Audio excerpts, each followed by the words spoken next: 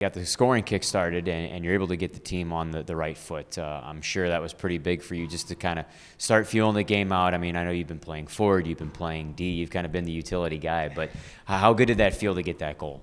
It felt pretty good. It was kind of a chaotic scene because we did almost get scored on right before, but take advantage of your chances, and it felt great. I thought our line was working pretty hard last game, and it was nice to get rewarded.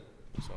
Well, not only that, but you get the win too, and I'm sure it's been not smiling faces around the locker room amidst that 6-game losing skid, but you're able to realize, hey, we can take care of this. You guys have been in 1-goal games back to back last week, and those losses are tough. But finally, how was it to get rewarded?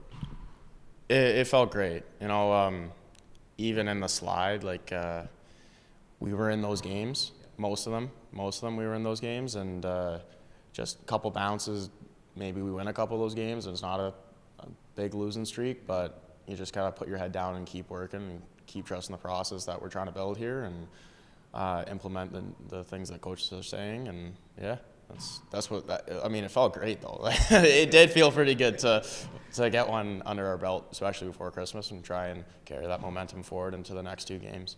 Yeah, so you've seen Iowa so many times already, and here you got them twice more before the holiday break. What do they bring to the table here? What can you try to do to implement a victory for the Bloomington Bison, and not just you, but the entire team? We can't let them get in our heads. They got a couple guys who like to play mind games, like to speak a lot and try and do a lot, and whether it's dirty or clean, it's hockey. You got a job to do, and it's to win a hockey game. Ultimate get back is to win the game, right? Well, we've seen that displayed here. We've seen it displayed in Iowa. When that's occurring on the ice, how hard is it to keep those emotions? And then also, when somebody comes back to the bench and they keep their cool, how much reward do they get from the other guys on the bench?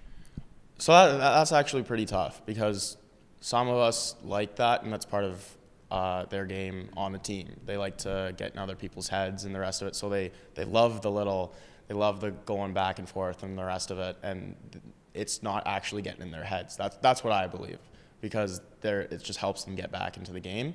And even though guys come back to the bench and they're kind of calm, cool, and collected, assuming they're speaking and saying "Come on, boys, let's go," don't let it get in their heads, and they're still positive and the rest of it. That's huge for us. That's rewarding to see.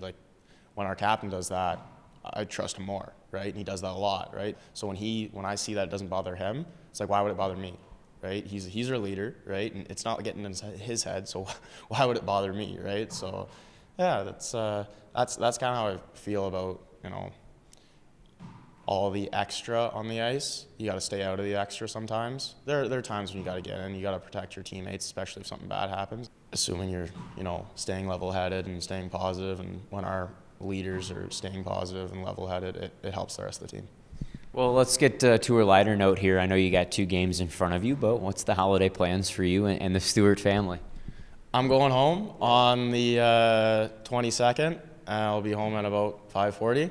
I plan on going to see my friends, and then the next 2 days are probably see my family. Grandparents are in town, and we'll see my grandma and grandfather, and then my nana who's with us. So yeah, brother's coming back from school, so I haven't seen them in a while, so it'll be good to see everyone.